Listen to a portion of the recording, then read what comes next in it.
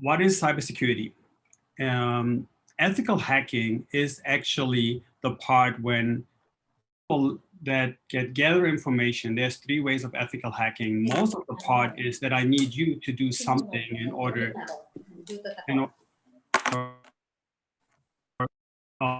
I need you for opening an attachment or emails.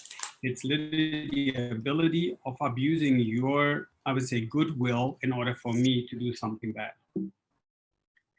So what is social engineering? Social engineering is the possibility to infiltrate a company or a private person on a human level. Like everybody knows if somebody is nice towards you, makes you a compliment, or you know even the person, you're most likely willing to help. Companies that have the best firewalls, VPN, and the best IT equipment on site still are potential threats to ethical hacking, because you are actually have individuals in your company and you cannot put a firewall or an antivirus into somebody's head. Most of the time, individuals giving out information over the phone and not even aware that they're passing on information. This could be most of the time information like when you call somebody and they ask you for your password on the store, you will answer the same question, not knowing that you actually created the same password. So how can we make the whole thing more secure? Let me switch the view here. So how can we make it more secure? The first thing that you should do, we all now working remotely. So while we're working from home, there's a couple things that you can do. The first thing is you should have a VPN set up. Setting up a VPN means virtual private network. This is nothing else than actually, if your internet is here, your computer is here, you're shooting an encrypted tunnel through the internet to your destination.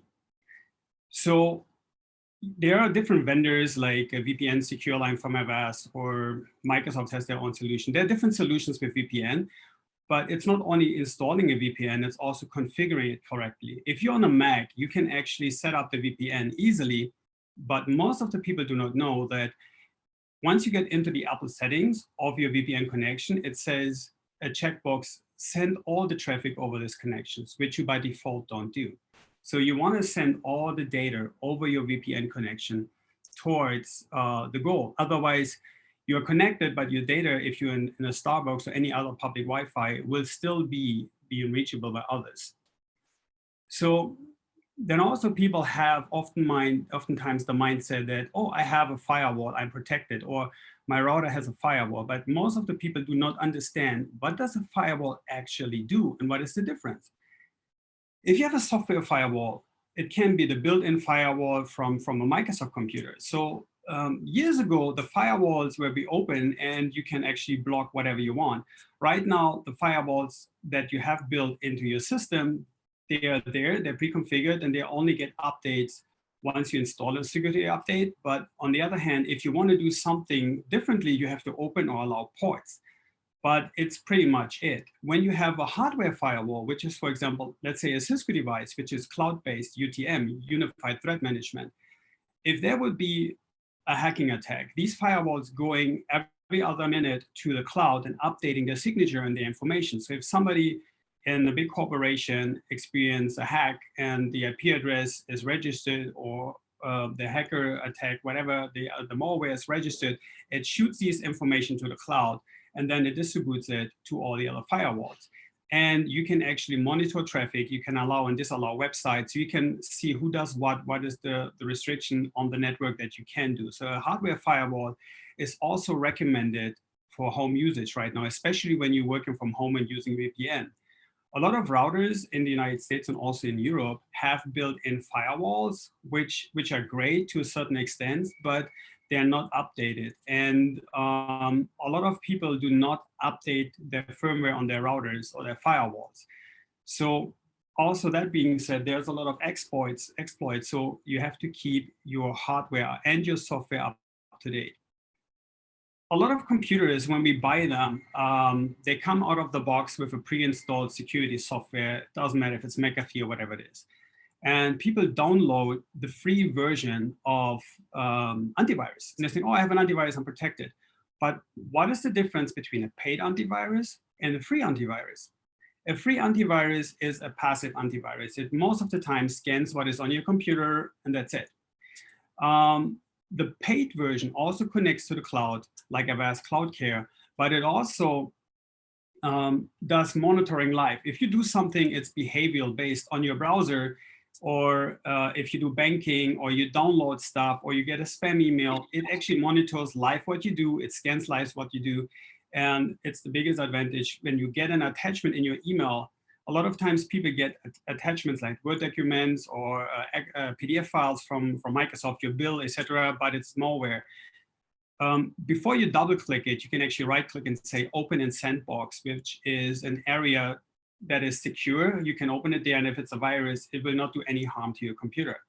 That's one part. And of course, it's subscription based, so you have to renew it every year, but you should keep it always running and keep it up to date. When it comes to Zoom meeting like we're having right now, probably last year was not that important. This year, obviously, it came super important. Why you should use Microsoft Teams over Zoom's, the Zoom free version, not the business version. As we all know, a lot of Zoom meetings have been crashed, and people that were not actually being there posted porn pictures, etc., in schools. So that's one part, that when you have a professional version, you generate access codes and you can only let people in. Plus, and that's the most important part, the meetings are encrypted. So whatever you do on these meetings, and if you have confidential information, you talk about the business deal, these information are being encrypted. So on the free version from Zoom, Zoom also said, A, we're selling your information, like customer information, and B, it's not encrypted. So whatever you do, it's not safe. Then the other part is, when we set up with my IT company hundreds of computers when COVID started, the corporate mindset was our company is safe, no people working from home. But it seemed like when company employees and even the owners left the company, they also left the security thinking at the office. So we have seen corporations that actually had Windows XP computers at home. And you're connecting a computer with an operation system from 2002 to a secure environment. And if your computer system has a virus or whatever it is, some harmful software on it, you actually dragging this into the company because it's still a part of the network. So the computer system should not use Windows 7 or Windows XP. It should be up to date, have an antivirus. Your IT guy from your company, or if you're a sole proprietor, you should make sure that your operation system has an antivirus. It's always up to date. The Windows has the latest patches. When you use Windows and you use Mac, obviously I always recommend not to install a patch right away. If patch day Wednesday comes out and there's a patch from Microsoft, wait 4, 5, 6 days before you install it, because sometimes they do have issues and something might not work. But it is a must to keep all your data up to date, all your operation systems, Windows, Mac, Office updates if you use Office 365, firewalls and antivirus, anti-spyware, etc. How to use security software and privacy browser mode. So most of the people know that when you right click on your browser on a Mac or on a window, you can open a private browsing session.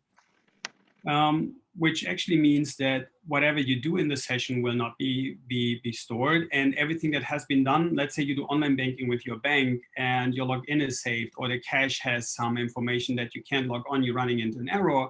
So use actually a private browsing session, which is like you open a clean browser that has not been on the page before, which is also recommended when you do banking or any confidential logons that you do to your software or browser in any other places. I was asked a very valid question, which I appreciate, so thank you so much for asking this. The difference between HTTP and HTTPS, especially for Christmas shopping. So HTTP is an unencrypted site, S means secure, so it is encrypted. A lot of times when we go to websites, the new browser updates from Microsoft, from Chrome, from Firefox, from Safari, they're pop you like, the website is not safe, you want to continue, you want to create an exception. Why do you get this pop-up? The company who owns the website has to pay a certificate to their host. Let's say it's GoDaddy or whoever the T-Mobile, whoever the host is. That basically means the certificate verifies that the website is being checked and secure. And when you do Christmas shopping, I personally check who I buy merchandise from. There's a lot of good looking websites out there, but in Europe and in the US, a lot of countries require you to put your tax ID, your corporate information, your contact information there. If you look for something that looks amazing and is cheaper than everywhere else and the website looks trustworthy, check where is it from. Do you have corporate information? Can you Google the company? Can you contact the company? Because a lot of these pop-up websites, that's how we call them, they're actually Chinese sellers. You buy a merchandise, it looks original, like these Apple EarPods for like $30, which cost $2 in China. And then you buy the product breaks. Most of the time, these websites disappear after a certain amount of sales and you being left hanging and there's no support because whoever sold you the website does not have the intent to support you on these products. It's just generating money.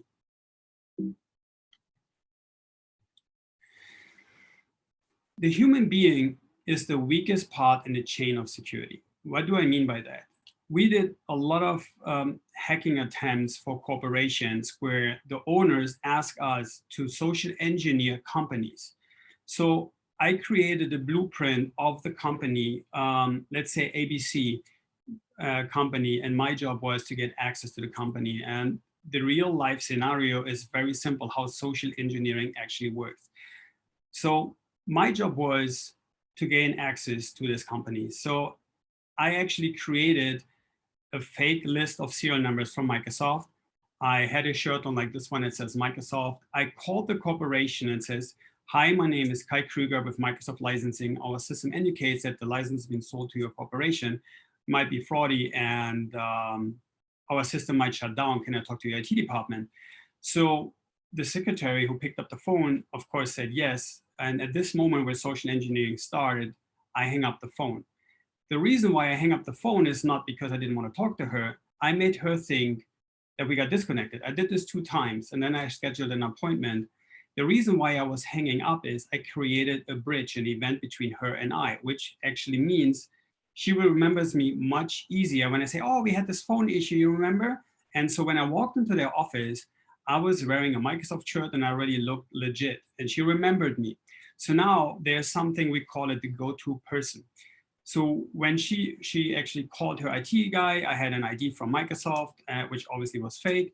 And so we walked around with my fake list and I was making some, yeah, must be an error on our end. At this point, I walked around through the company with the IT guy and nobody would actually suspect that I'm not real. And at this point, nobody ever had the idea of calling Microsoft and asking if I'm the real person. And you would think that only happens like years ago. We did a test in Florida 2 weeks ago and it still works. So at this point, I said, oh, everything is okay on your side. I actually may have a mistake on our side. So I left. I walked back in and here's where the hack started now.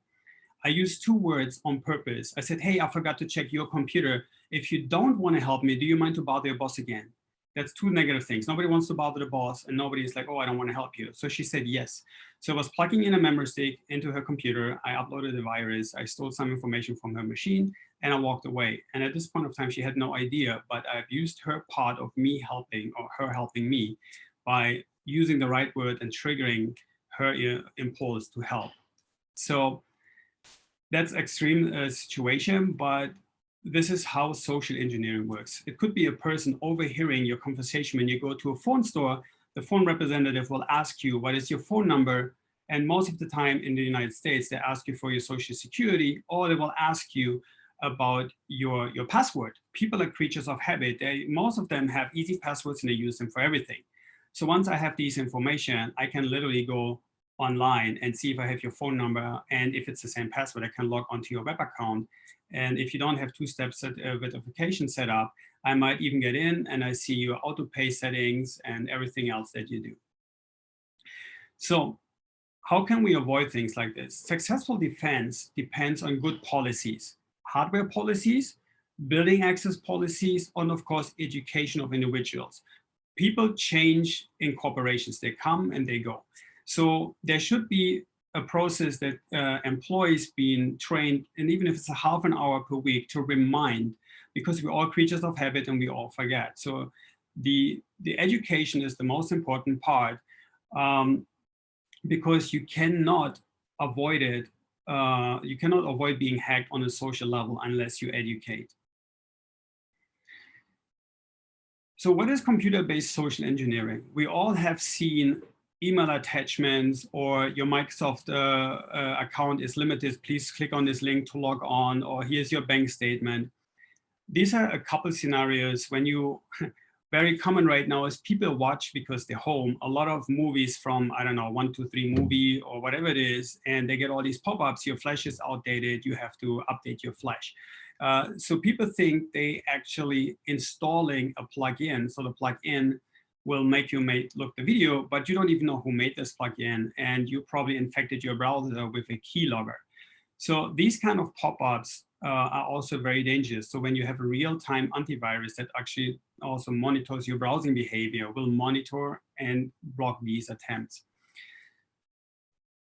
I think, yeah, years ago, when iPhone started having locks, people started jailbreaking or rooting their phones. And even today, for Android phones, iPhone not that much anymore. There are alternative options to your operation system. You can remove the bloatware, and people put this on, and they put free app stores on, not knowing who actually made the app store and what apps are you downloading. If you download an app directly to your phone from a Google Play Store or from an iPhone store, these apps been vetted that they're clean and not damaging or stealing any information. A lot of companies bypassing these by saying, hey, you want my app? You can go to my website, click on it, and then you get a pop-up on your phone, and you can still download it, and you can enable on your phone, allow apps from unknown sources. If they give you a pop-up on your phone saying, hey, this app is not secure, please enable that, you want to allow it. So you do that, but you have no idea what you actually put on your phone. And then phones can be hacked. Apple computers and Microsoft computers can be hacked. A lot of people always ask me, does Apple get viruses? The answer is yes. Maybe not as many as Windows, because Windows obviously has 95% of all the businesses in the world work with Windows. So if you want to do a hacking attack, you target the big guy, not the small percentage. But Apple gets viruses like everybody else. When it comes to social media shares, I always ask people to do the following thing. When you're on your phone and you reshare on Instagram, hey, Facebook, Instagram, whoever upgraded their policies right now, share this, blah, blah, blah. So just tap the menu button on your phone, swipe over, and open the browser and see if it's a scam. Because a lot of times I see people, even in my network, sharing all these information, and a week later or 3-4 days later, they tell me, oh yeah, my account got hacked, because this is how you spread viruses. Pictures like, oh, this girl is fighting cancer, share, and I think she deserves 1 million likes.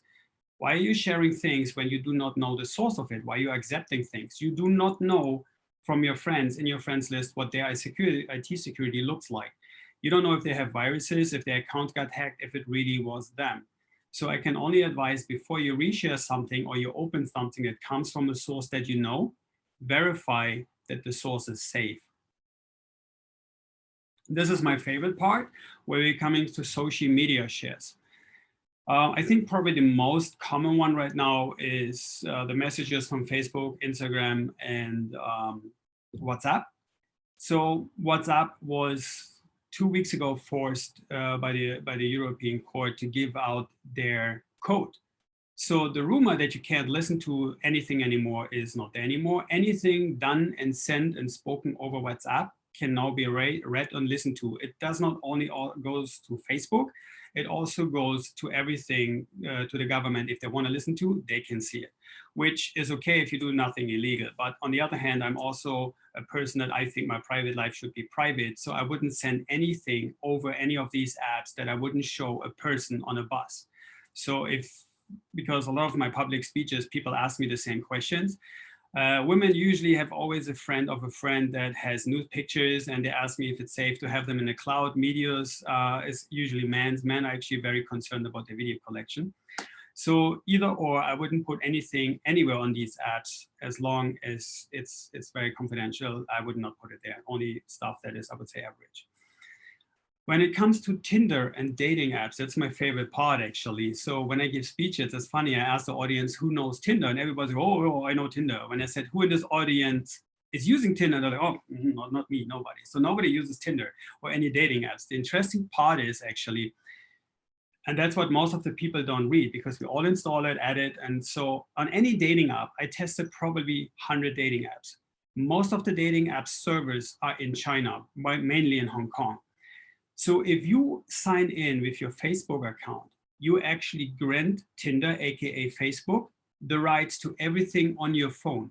That means all your pictures, including if you do have maybe nude pictures, who knows, all your contacts, access to your camera, your microphone, literally your entire life is granted to. So now if you're the CEO of a bank, a famous bank, right?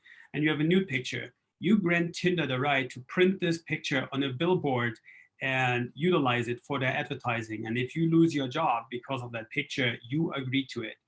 And then the second part is they streaming all the information out of your phone. Once you uninstall Tinder, the access stays on your phone. So we had a phone that actually has Tinder removed, and we had 1.5 gigabyte data traffic to Facebook. So when you go into your phone, into Facebook, your settings, apps using my account, the apps that you grant access to are still in there. Even if you uninstall the app, you do not remove the access to your phone. You have to do this separately. So I don't know what kind of data Facebook needed to download from this phone, but they literally downloaded everything on this phone to the account, even if Tinder was removed. So the second part, and this is where it comes to a very serious topic. Last year, in the United States alone, I don't know the global numbers, 460,000 women and girls have been abused, got into child trafficking, et cetera, et cetera. So when you post something on social media, these phones have high resolution cameras. You cannot open these pictures only on the phone. You can also open them on a tablet and a computer, and you can zoom in. That means when you do a selfie and you have your computer open, I might even see what is in there. If you have your ID, your business card, I might see who you are. Everybody likes to have 1 million followers and likes to be famous on social media. When I give speeches for universities, I get these young girls onto school. A 16-year-old girl that is half naked gets 6,000 likes. Somebody who speaks about a serious topic gets 50 likes. So I asked these girls, do you want to have a lot of followers? They say yes. I said, how do you feel speaking to me right now? She said, oh, fine. I said, do you know what is personal space? It's basically the distance between your hand and your face. People should talk to you from that distance. So the moment she starts answering, I feel okay, or whatever she said, I step forwards to her into her face like this. And I said, how about now? And most of them don't feel comfortable. And then I asked him a very simple question. How do you feel if only 2 of the followers of your 1 million followers you just wanted following you home at night? So be careful who you want to have follow. I'm not saying don't use social media. I said be aware what you post. If you send somebody money, in the United States and Europe, it's a legal transaction that says if I venue you money, you will actually get I will get your first name, your last name, your email address, and probably your location up to like, what is it, like 100-meter circle. So be aware what information you sell. If you want to check into a place, fine. Post the next day when you're not there anymore, so you don't create a blueprint that I know where you're residing, where you live, when you go out. So be safe and be aware, what are you posting?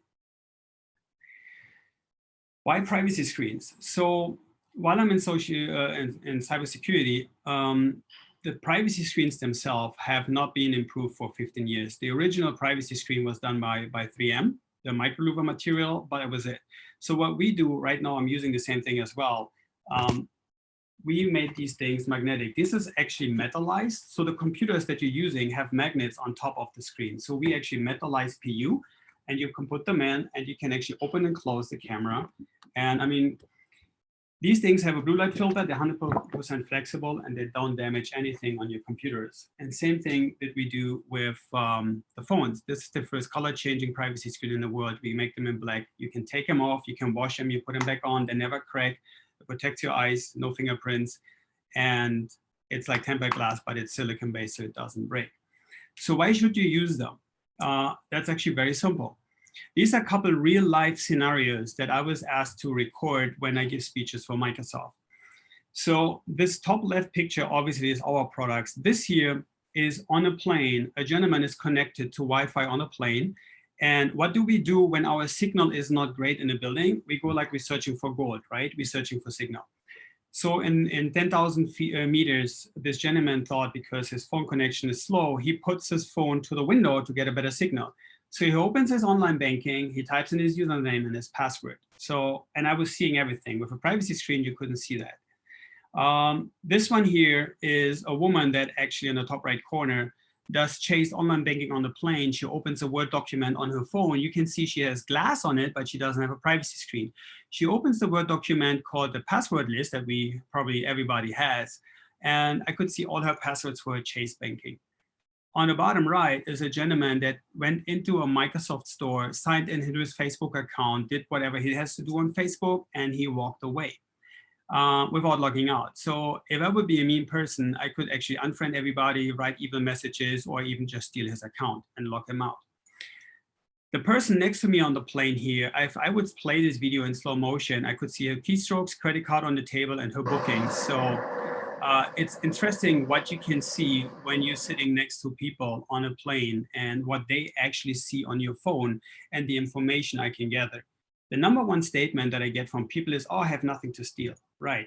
Okay, you have no money, so nobody can do anything. How about I steal your identity, I steal your reputation, or even worse, maybe I social engineer your life and you have a beautiful daughter. So we all have something valuable to lose, and we have to protect privacy because everybody gets these technologies in their hands, but it doesn't come with a manual anymore.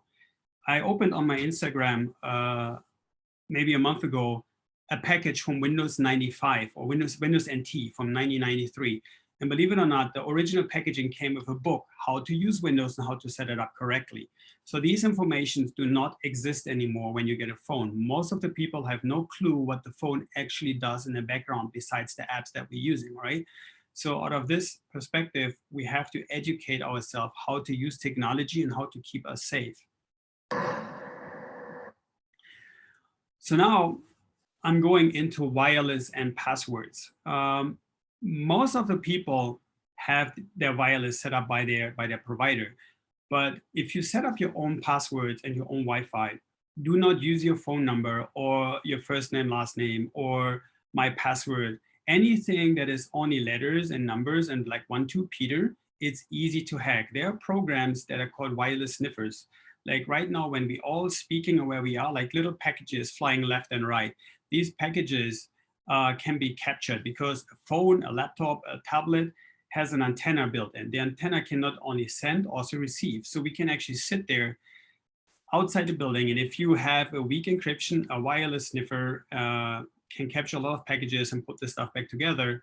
And you are able to gain access to the Wi-Fi. Once I'm on the Wi-Fi, a lot of small businesses, people working from home have shares.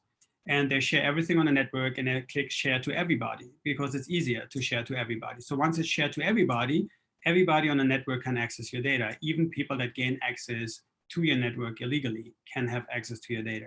So what should you do when you actually set up your own Wi-Fi? You should have WPA2.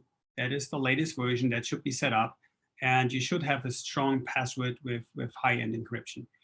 You can make any kind of password, but not like the 1-2 password I showed here, because the 1-2 password is created originally by Microsoft. So it's part of a dictionary. When people do hacking attacks or brute force attacks, they use something that's called the dictionary attack. It's like similar to all the words in the dictionary plus combinations of numbers, 1, 2, my birthday, whatever. And they're hitting up to 1,000 times per hour or minute, whatever the value is, your router, your website, your whatever account, and see which combination works, like first name, last name, birth date, stuff like that.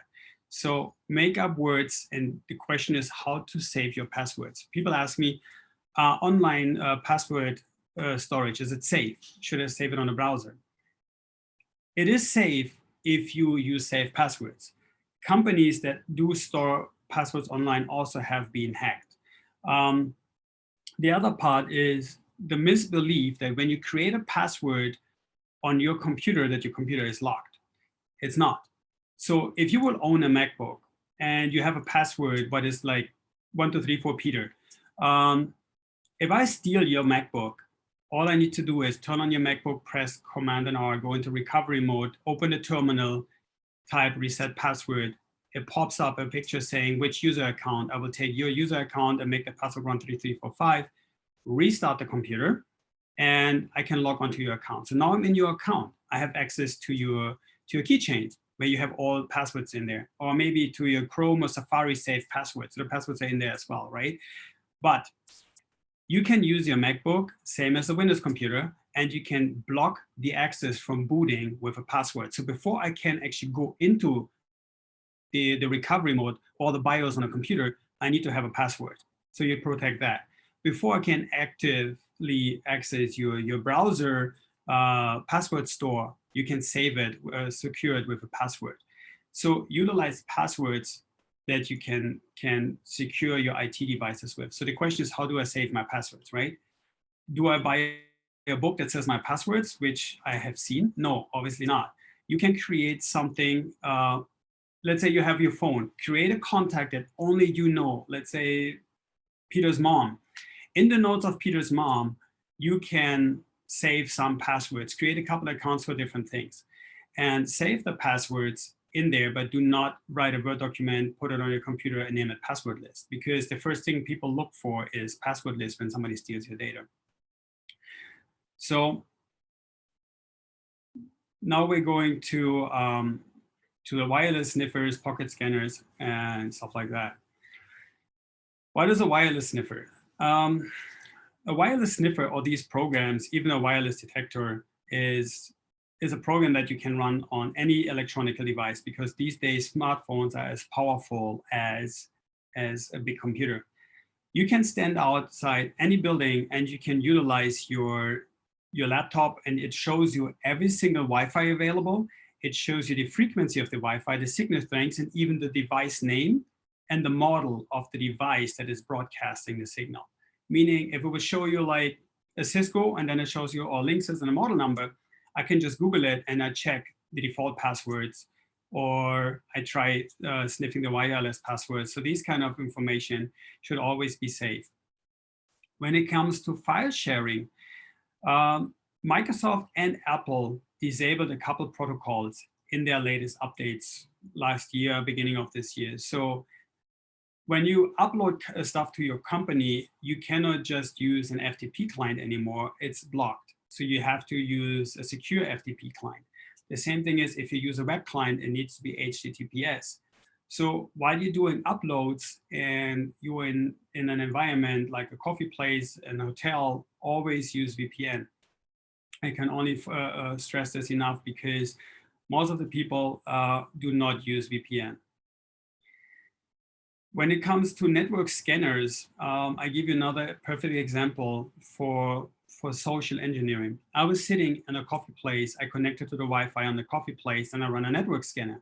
On this network scanner, I found two devices. One was called Ekaterina's iPhone. The other one was Ekaterina's iPad. So Ekaterina was written in a way that it is used in a Russian language.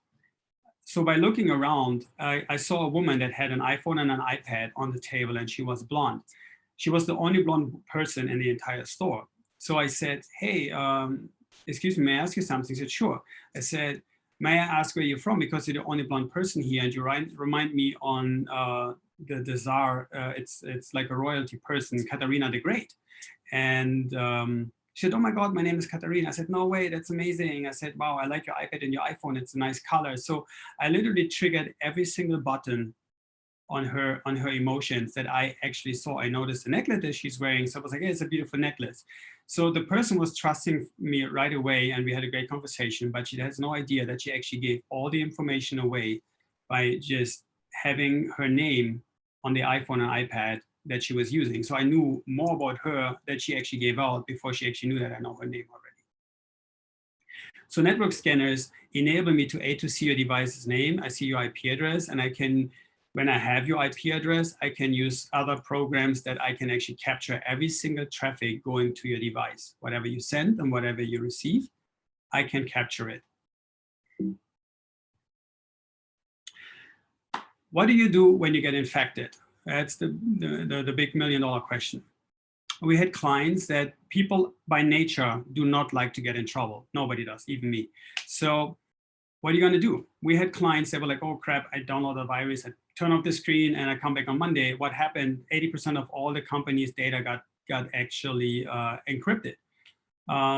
So if you do have your own IT staff, great. The first thing you do is literally unplug the network cable and turn off the computer. If you have no options anymore to get to the menu, unplug the power cord.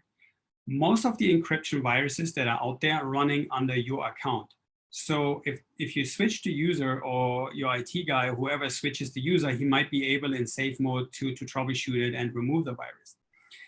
But time is essential when it comes to certain infections, because the longer you wait, the more get encrypted. And in the United States right now, we released a law last month because I think soon it's going to be a global law. In January this year, I was working with law enforcement on this big hack where the biggest corporations got hacked worldwide by Sniffers, and people paid ransom, lot of ransom to Russia. And I know it was Russia because I was talking to them. And so this money is either used for other cyber crimes or for terrorism. So now it is illegal. If you get hacked and you want to buy your data back, it doesn't matter if it's your family pictures, your corporate data, you commit a federal crime because you're supporting terrorism. So in order to avoid this and not losing all your data, you need to have backups. We call it GFS, grandfather, father, son, meaning one data on the machine, one data on a backup, one data of a backup you pull once a month and put it to the side so it's not connected just in case something breaks.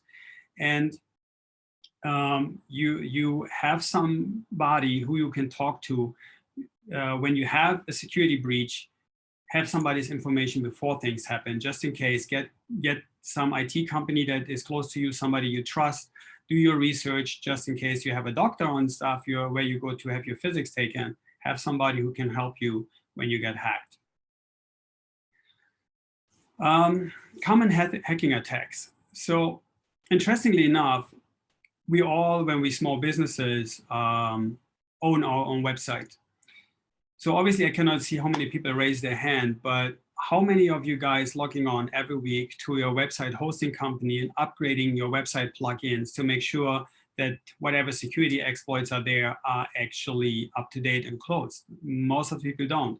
So random people will register on your website and see if they can insert codes, or if they find other exploits on your websites in order to gain access to your database, or see what merchants you use and see if they can get to your merchants company to change the payouts. And same of distributing software when you have your computer infected and your computer acts as a bot. A bot is an automated system that does what I want, but it's standing in your office.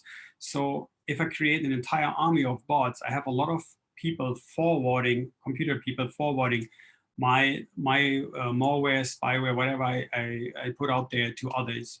So alternative apps and app stores, I spoke about that. Keep your apps up to date. 2 years ago, a coin wallet for Bitcoin was hacked because somebody did not update their app, and the app had a security issue. So this has been abused, and somebody stole in 10 minutes, $60 million US. And once the transaction is done and the Bitcoin actually regenerates their code in 10 minutes, it's almost impossible to get it. Actually, it is impossible to get it. So I wish probably it was not me, the $60 million, but that's a lot of money for 10 minutes. So keep all your phones, tablets, and IT equipment in general up to date. And now we're coming to the question and answer part. So ask me anything IT related that you'd like to know, and I'm more than happy to answer your questions. And thank you so far.